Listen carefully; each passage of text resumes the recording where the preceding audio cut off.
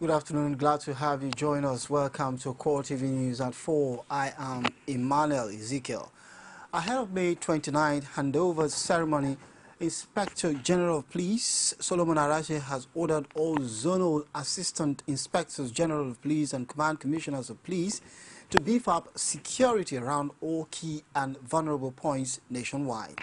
The IG directed that critical infrastructures like filling stations, major hotels, national and state houses of assembly, Eagle Square, Abuja, and other public places should be protected ahead of the May 29, 2015 inauguration of new administrations in the country. In a statement issued by the Force Public Relations Officer Emmanuel Ojukwu, the IGP explained that this was necessary to ward off possible plans by insurgents to carry out violent and coordinated attacks on various installations and public places during the handover ceremony. The Police High Command urged members of the public to continue to collaborate with officers and men of the Nigeria Police and other security agencies to stamp out crimes, including terrorism. The statement noted that the police had perfected strategies to prepare a safe and secure ground for hitch-free inauguration of new governments nationwide.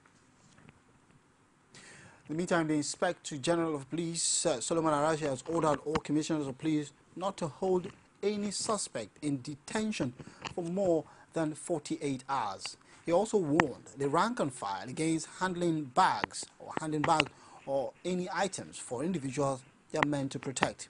The police chief maintained that any operative caught in the act would be arrested and prosecuted.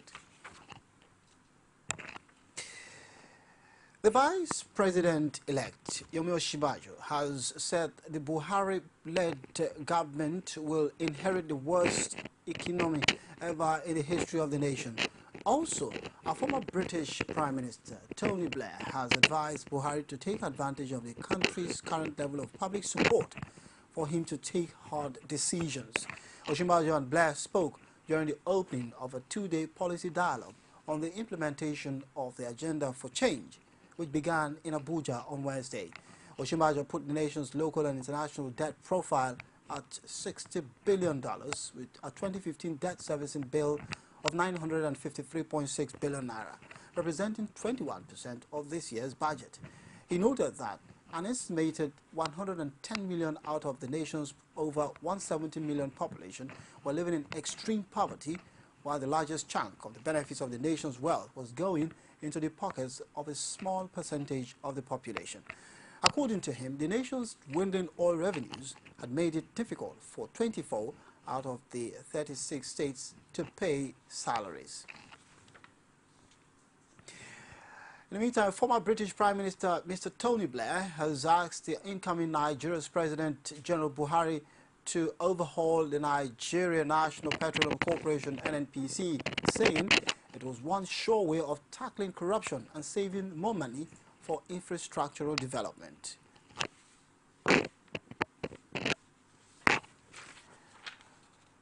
And still on, moving away from that story to a political story where the chairman of the Board of Trustees of the People's Democratic Party, PDP, Tony Aneni, has explained that he stepped down to allow outgoing President Goodluck Jonathan to resume the position. He said in a statement, in a one-page letter addressed to President Jonathan dated May the 20th, 2015. In the letter, he recalled that he had offered to step down for the president at a ceremony that would have taken place on May the 23rd. And then he noted that he has now decided to formally step down to allow the outgoing president to assume the position or approve a process that will enable any other member of the BOT to rise to the position. He, however, assured PDP members of his readiness to remain a loyal foundation member of the party. Deputy National Vice Chairman of the People's Democratic Party, Uche Secondos, is now the party's acting national chairman. This followed the resignation of party chairman Adamu Muazu on what he says is on health grounds. PDP's National Working Committee has since accepted Muazu's resignation. It has also set up a 7-man disciplinary committee to look into allegations leveled against some party members. The National Working Committee of the People's Democratic Party at its 399th meeting today, Wednesday, May 20, 2015, received and accepted the voluntary resignation of the national chairman of our great party, His Excellency Alhaji Amadu Adamu Muazu. Consequently, and in line with the provisions of Section 45(2) of the PDP Constitution, the Deputy National Chairman, Prince Uche Secondus, acts in place of the National Chairman pending a replacement from the Northeast Zone of our great country. On the correct position of the status of our revered leader, the Chairman of the Board of Trustees of the PDP, the National Working Committee will make its position public tomorrow, Thursday, May 21st, 2015, because our meeting continues tomorrow. Furthermore, the National Working Committee expressed complete confidence of the party in the National Publicity Secretary, Chief Olisametu. We also commended him for his outstanding performance, exemplary commitment and sacrifices, particularly in the ways and manner with which he conducts the affairs of the Publicity Directorate in projecting the positive image of the party and the government it had the honor of forming. Meanwhile, the National Working Committee has set up a 7-man disciplinary committee headed by Chief Michael Abdul, with members comprising of Chief Mike Ogiadome, Senator Teslim Folari, Dr. Akilu Indabawa, Dr. Hassan Kafayas, Barrister Noye Nwago, while Barrister Tony Cesar Okeke serves as Secretary. The committee will be inaugurated on Tuesday, May 26, 2015, at the National Secretariat in Wadata Plaza here. Finally, the National Working Committee called for calm and understanding of all members and other critical stakeholders, including the media, at this time of re-engineering process in our great party, while directing any member with genuine grievances to channel such through the appropriate organs. Still on the resignation of the PDP National Chairman, Ekiti State Governor Ayodele Fayose says the resignation of the chairman of the People's Democratic Party, Adamu Muazu, is a good thing for the party. Speaking through his Chief Press Secretary, Idowu Adelusi, in Ado-Ekiti, Fayose said Muazu's resignation is a welcome development. He added that when a political party loses an election, the moral thing for the leadership of the party is to quit office. Adelusi said the development would not in any way affect his boss's relationship with Muazu. He said the Ekiti State Governor supported the call for his resignation in the interest of the party, while Muazu, according to him, also resigned in the interest of the party. So both of them are fighting for the interests of the PDP. Staying with the PDP, the National Working Committee of the People's Democratic Party has ordered for an investigation into the membership status of Femi Fani-Kayode. This, according to the party leadership, is as a result of the press war they claim he has been mounting against them. National Secretary of the party, Wale Oladipo, disclosed the investigation plan in a statement in Abuja. He says if Fani-Kayode is found to be a PDP member, proper disciplinary action will be taken against him. Now, the outgoing government has concluded plans to give President-elect Muhammadu Buhari an official tour of facilities at the presidential villa ahead of the May 29th handover date. Information Minister Patricia Akwashike told State House correspondents that President Goodluck Jonathan and his deputy, Namadi Sambo, will conduct the President-elect Muhammadu Buhari and his deputy, Yomi Osinbajo, round the villa on May the 28th. The President presided over the council meeting today with the Vice President and most honorable ministers in attendance. The deliberation today was taken up by the preparation for transition, and the SGF briefed the council as follows: that on the 28th of May, there will be one inspection tour by the President in company of the Vice President, with the President-elect and his Vice President. There will be a tour of the facilities of the villa. Thereafter, there will be a small handing over ceremony in the council chamber, where the president will hand over the briefs collected by MDAs and government agencies to the incoming administration. You've just tuned in. This is CoreTV News at 4. We'll go for a quick break. When the news returns, child right prosecution in Kano, well, 14-year-old suspended. Stay with us. Women share the most amazing thoughts on national issues, and they do it passionately. For most men that are educated, that are exposed, will see nothing to it. The population and the level of poverty made me cry. No infrastructural development whatsoever. And you tell me Lagos is working? That was an accident, and it was a one-off thing. Other than that, there has never been any situation in Nigeria where a Nigerian attacked anybody just because of where they came from. Sharing the adorable word of women in politics every week, only on CoreTV News. Welcome back.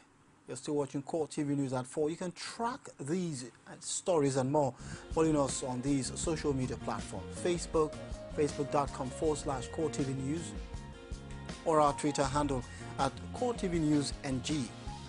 And also YouTube, youtube.com/CoreTV, leave a space, and then news. And also legislative matters, where federal lawmakers from Kano and Jigawa caucus of the House of Representatives have endorsed Femi Gbajabiamila as the next speaker. They based their decision to support the serving minority leader on his contributions during the second, soon-to-end 7th Assembly. But the lawmakers insist that the decision of the leadership of the All Progressive Congress on zoning of the position also remains paramount.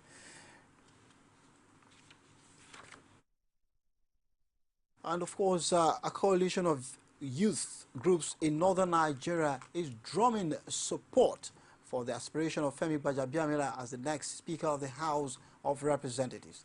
A coalition of Northern Youth Association said in a statement that Nigeria deserves the best for the position regardless of geopolitical or ethnic considerations.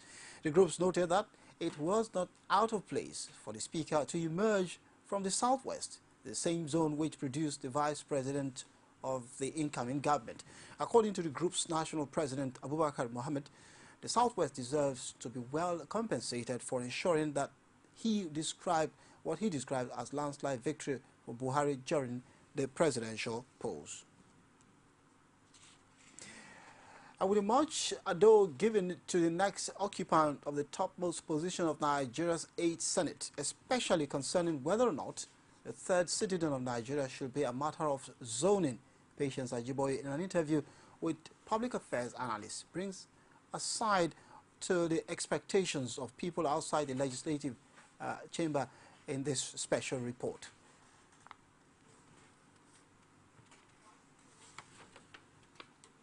I will bring that report much later in our bulletin. Moving on now, the Senate has held a valedictory session in honor of two of its members, Senators Uche Chukwumerije and Ahmed Zana.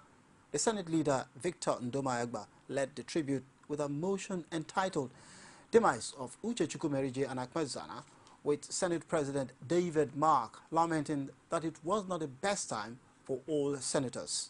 Mark hailed Chukwumerije as an economist, an educationist, and a journalist of repute, while he described Zana as a bold and courageous parliamentarian. Chukwumerije, like Professor Adeye said, and all of you are aware, was the chairman of the Senate Committee on Education. He was determined to improve the level of education in this country. He always told me that he wanted to do everything possible so that those old good days of the University of Ibadan will come back. On one of the occasions I asked him, Uche, did you go to the best school in this country? He said, which was the best school? I said, the school is in Zaria. He said, please, I don't want to hear that. You military people are fond of indoctrination. and you want to indoctrinate me, I know where the best school is in Ibadan. But truly, he was passionate about raising the standard of education in this country. Zana, as soon as he came into the Senate, related very closely with me. Again, the testimony given here about Zana's level of the number of things that he was aware of in the activities of Boko Haram is difficult to comprehend. The souls of our departed colleagues rest in perfect peace. Amen. The Elections Petitions Tribunal sitting in Plateau State for the National and State Houses of Assembly elections has sought for cordial working relationship between councils.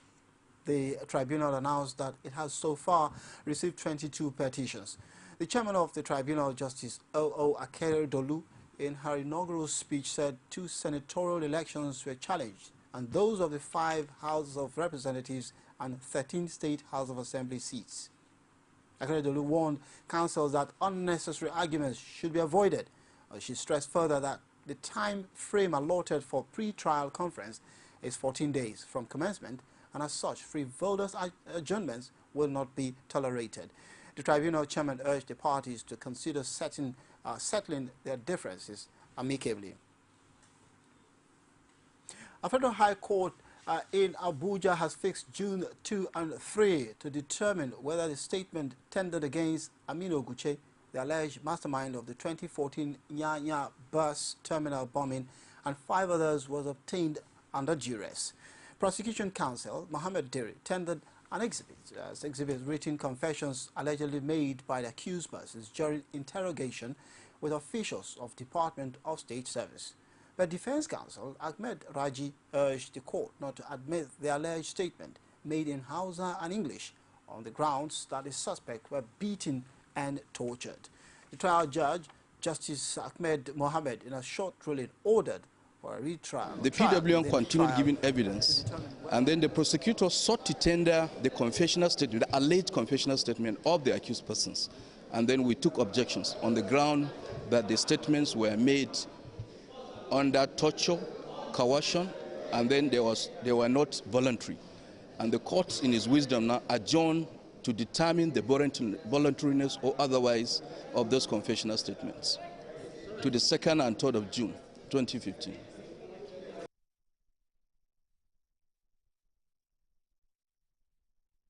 Our next story takes us to Bayelsa State, and it has to do with kidnap, where I said that armed gunmen have again struck in the creeks of the state and kidnapping 2 maternal cousins of President Goodluck Jonathan at Ikalipai in Ogbia local government area of the state. The victims, both female, identified as Patience Agbeni, 35, and Kate Eni, were reportedly seized at gunpoint and whisked away from the sleepy riverine settlement, hometown of the president's mother.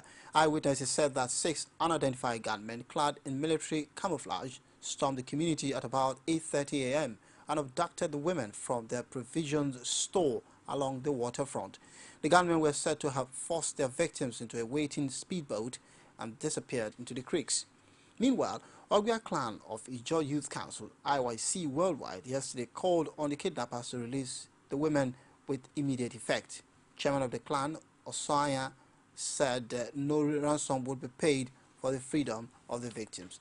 The incident is coming less than 4 weeks after the chairman of Ogbia Council, Enaye Abba, was kidnapped and regained his freedom after 5 days in captivity. And from Bayelsa to Kano, where the Kano state government has dropped murder charges against a 14-year-old girl who reportedly killed her husband. The child bride, Wasila Tasiu, alleged thumb-printed a confessional statement while in police custody that she killed her husband, Umar Sani, through application of rat poison in his local delicacy.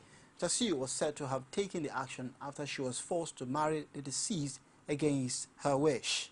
However, a government lawyer, Abba Lamido Sorondiki, made an oral application before the Gezewa High Court, Kano, where Tasiu had been standing trial in the last 20 months, that the accused person be set free as the state was no longer interested in prosecuting her. But the presiding judge, Justice Mohammed Yahaya, ordered the prosecution counsel to follow due process, pointing out that the law is explicit on procedure of dropping charges, and this is through written and not oral application. In his reaction, the defense counsel, Hussaina Aliyu, doubted the government's sincerity, adding that he said they expect the government to enter null prosecute, and this has been their position, that the girl should be discharged and acquitted. And to Maiduguri now, the Nigerian Army on Wednesday revoked all curfew passes given to some residents of Maiduguri, the capital of troubled Borno State. The military authorities also warned motorists off the streets of the town between 7 p.m. and 6 a.m., insisting that the only vehicles allowed to move were ambulances and firefighting vehicles on duty. By this action, all persons that were until now allowed on the roads during curfew hours, like medical practitioners, security officers and journalists, have been barred, as no private vehicles will be allowed to move on the road between 7 p.m. and 6 a.m. The new rule was communicated in a statement issued by the Deputy Director, Army Public Relations, 7th Division, Nigerian Army Maiduguri, Colonel Turku Gusau. The statement reads, and I quote, "The 7th Division Nigerian Army Maiduguri wish to draw the attention of residents of Maiduguri to the fact that all curfew passes previously issued are now revoked." The statement continues that the only vehicles allowed to move during the 7 p.m. to 6 a.m. curfew period are ambulances and firefighting vehicles. The authorities of the Nigerian Army are prosecuting a total of 579 officers and soldiers for offences bordering on professional misconduct and indiscipline in the armed forces. The Acting Director, Army Public Relations, Colonel Sani Usman, who stated this during a press briefing in Abuja, did not disclose how many of the Army personnel are within the officers' cadre and those belonging to the rank and file. Usman said that the Army personnel were being tried in two existing court-martial of the Nigerian Army, the Army Headquarters Garrison, the Mogadishu Cantonment Abuja, and the headquarters of the 81 Division in Lagos. He also stated that in all, 473 suspects are said to be tried here at the Army Headquarters Garrison and 106 at the 81 Division, and that the trials have to do with the emphasis on discipline and professionalism in the Army. Now, the federal government is said to have approved the conversion of 4 colleges of education to universities of education. The decision was taken on Wednesday at the Federal Executive Council meeting presided over by President Goodluck Jonathan. Minister of Education Ibrahim Shekara, who disclosed this at the end of the meeting, said the government is also setting up a Federal University of Health Sciences in Oturukpo, Benue State. And one of the major highlights was that the council approved the conversion of 4 old federal colleges of education to new universities of education. These colleges are Adeyemi College of Education in Ondo. Is now approved to be converted to Adeyemi University of Education, Ondo. The Federal College of Education, Zaria, will now be Federal University of Education, Zaria. 3, Federal College of Education, Kano, has now been converted to Federal University of Education, Kano. And 4, Alvan Ikoku College of Education, Owerri, is now approved as a university to be known as Alvan Ikoku University of Education. Then secondly, a brand new university of Health Sciences has also been approved and established. This is the Federal University of Health Sciences, Otukpo, in Benue State. Now, before then, this institution had been Medical Health Sciences College under the Federal University of Agriculture, Makadi. It has been granted an autonomy of its own now as part of the continuous effort to ensure quality graduates into the various fields of the medicine and the sciences. So Council has granted approval for the establishment of Federal University of Health Sciences, Otukpo. As the fuel situation in the nation bites harder, Plateau State's condition is worsened by the workers' strike that has compounded the economic life of government and private sector workers alike. Fuel queue at the NNPC mega station now goes farther than 2 kilometers every day. Also, being on the queue is not a guarantee that one will get the fuel, as some have spent 4 days still returning with empty tanks. Since yesterday, 8 o'clock, we are there here. I sleep here, no go there, no feel anything to try. I carry 4 liters. Enter just they give me just 4 liters. I can't put it inside the motor, carry go park for park. I know if you go for after now still. Since Thursday, I've been here. This is the 4th day that I've been coming to this mega station. We'll queue up. Later they will tell us there is no fuel. It's quite unfortunate. I have been here since last week, Thursday, trying to get fuel government price, because if you do not get government price, there was no way we can work. And you mean as you can see the situation now in town, there is strike, people don't have money, so we have to get this government price so that our business will move smooth. Here in Lagos, that could be described as promise kept, where Lagos Metropolitan Area Transport Authority, Lamata, has fulfilled its promise of rebuilding better stores for traders whose stores and shops were destroyed during the construction of the BRT lanes at Ikorodu. Patience Ajiboye was at the Stakeholders Forum for road widening on the Ikorodu Mile 12 road and brought back this report. Traders at the Ikorodu roundabout in Ikorodu town have had their joy doubled following the fulfillment of Lamata and the Lagos State government in the construction of better stalls for them, as promised after the stalls were destroyed. The traders who used to occupy makeshift stalls on the road and were a major cause of traffic jam on the road were evacuated in the year 2012 to allow the construction of BRT lanes. And when many thought promises for better stalls were just sweet words, Lamata and the Lagos State government proved their doubts wrong with the construction of stalls at a Greek bus stop and the allocation of same to the evacuated. They expressed their joy at the goodwill reached out to them. I'm feeling very well. Then try. And then do well. Yes, then do well. So I thank God that my own reach my hand. So I really thank God. We keep hope on God that they will do their promise. As you can see today, they have fulfilled their promise by giving us all this allocation letter. That means we have gotten our heart desire. Now I'm seeing it for my eye and I hear it, and I have take the paper. This is the paper they give me now to show. I'm very grateful for Lamata. May God Almighty guide you people anywhere in Jesus' name. It's a welcome development. We thank God and we thank the Lagos State governor. They promised us when they demolish our marketplace that they are going to provide another market for us, and they fulfill it. Lamata, however, says the gesture is not just the fulfillment of promises made to the traders.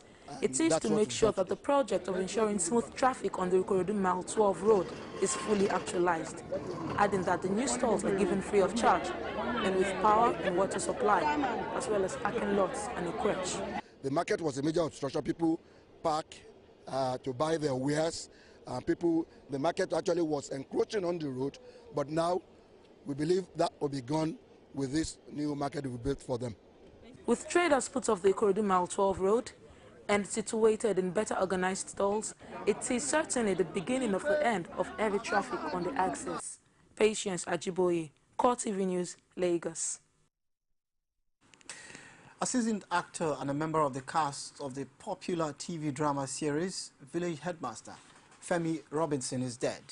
Robinson, who acted the part of headmaster in the arrested soap, passed on in the early hours of Wednesday, May the 20th, 2015 in Lagos.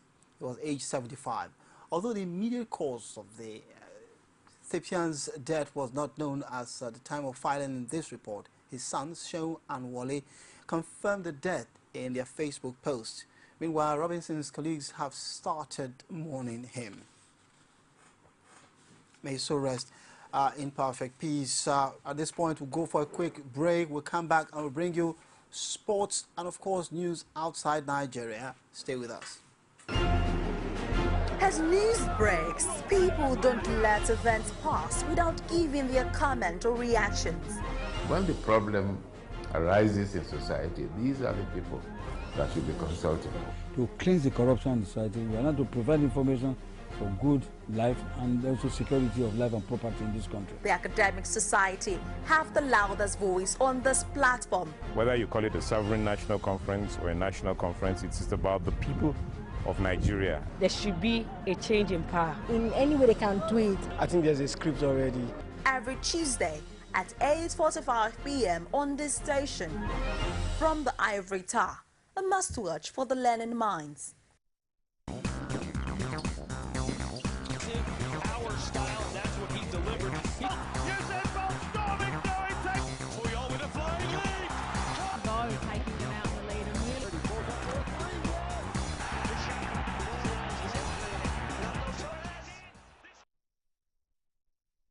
Welcome back now to the exciting world of sports, where Nigeria's senior women's national team, the Super Falcons, safely landed in Toronto on Wednesday evening ahead of the 2015 FIFA Women's World Cup to take place in Canada. Striker Perpetua Nkwocha landed at the Toronto Pearson International Airport with the rest of members of the team. The 39-year-old four-time African Women Footballer of the Year may now nurse dreams of playing her fourth World Cup after participating in 3 straight World Cup outings in 2003, 2007 and 2011. The Super Falcons had departed the country on Tuesday night en route Paris, France from Abuja and arrived the capital city of Namibia after a 7-hour flight. In a related development, Goal understands that the duo of Evelyn Nwabuku and Beek Kazut and Francesca Odega of Washington Spirits have both arrived in Canada from Kazakhstan and the United States of America in that order. The 7-time African winners are the second country to arrive in Windhoek ahead of the 7th Women International Championship, which holds from June the 6th to July the 5th. Nigeria is drawn alongside 2-time winners USA, Sweden and Australia in Group D. The Super Falcons will begin their campaign to go beyond the quarterfinal record stage set at the 1999 edition against Sweden and on June in Winnipeg.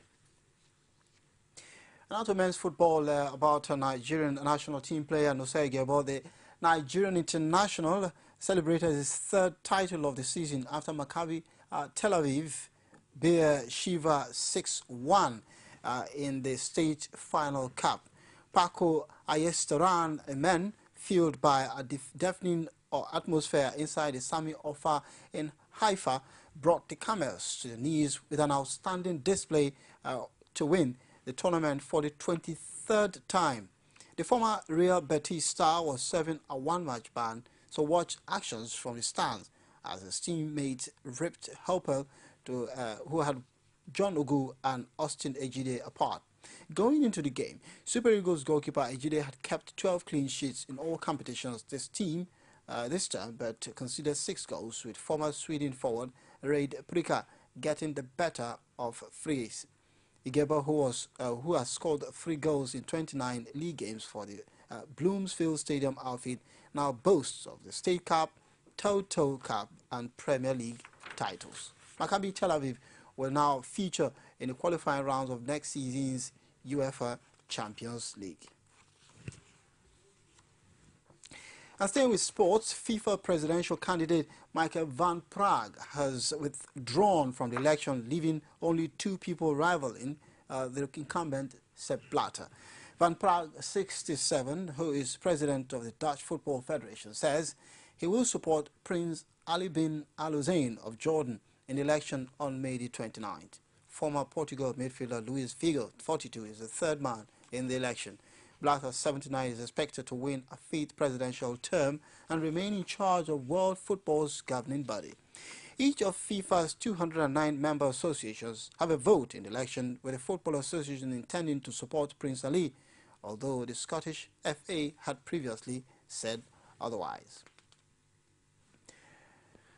Now to tennis. James Ward went out in the second round of French Open qualifying with a 3-set defeat by Sweden's Christian Lindell. The British number 3 was 2 points from victory in the second set, but lost 3-6, 7-3, 6-2. Compatriot Liam Brody went down 6-7, 7-6 and 6-2 to Moldova's Rabul Abot in round 1. In the women's draw, Jo Konta and Naomi Brody both won their first round matches. Konta, the British number 2, beat Serb Jovana Chachkic 6-love, 6-3 before Brody saw off Gakla Buyukake of Turkey 6-1, 7-6. They will play their second round matches on Thursday along with fellow Britons Bryden Klein and Kyle Edmond in the men's draw. Ward, 28, made it through qualifying to the main draw last year and was seeded 8 in qualifying this time, but he left a winning position slip on a rain-interrupted day in Paris. Away from sports now to news outside Nigeria. The UN has announced that talks between rival Yemeni parties will take place in Geneva, Switzerland on May the 28th in a bid to end over 7 weeks of war. Ban Ki-moon, UN Secretary General, said the May 28th meeting was to restore momentum towards a Yemeni-led political transition process after weeks of conflict that left 1,850 people dead. In a quote that was posted, the UN Secretary General said that he's pleased to announce the launch of an inclusive consultations starting on May the 28th in Geneva to restore momentum towards a Yemeni-led political transition process, the UN statement issued in New York concluded. It said the initiative, which would bring together the Yemeni government and other parties, including Houthis, followed extensive consultations by the Secretary General's Special Envoy to Yemen, Ismail Ould Sheikh Ahmed. The announcement came after a 3-day Riyadh conference for saving Yemen and building federal state ended with a final declaration which emphasized the federal nature of Yemen's future state. The 3-day conference had been due to be announced last week, but the UN demanded that there be a halt in fighting for the talks to go ahead. And with that story from unexpected conflict resolution conference in Geneva for Yemen, we'll conclude news at 4. Many thanks for joining us. I am Emmanuel Ezekiel, and I wish you a pleasant evening.